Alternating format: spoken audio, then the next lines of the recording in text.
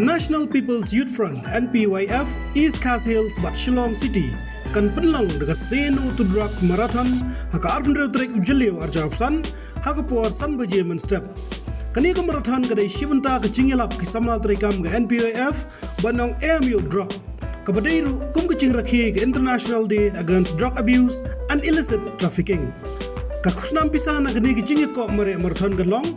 First prize 8,000 tangka, second prize 10,000 tangka, third prize 1,000 tangka, oldest participant 1,000 tangka, youngest participant 1,000 tangka, consolation prize santali mar 8,000 tangka. Ka registration gandai office NPP La Chumia Shillong.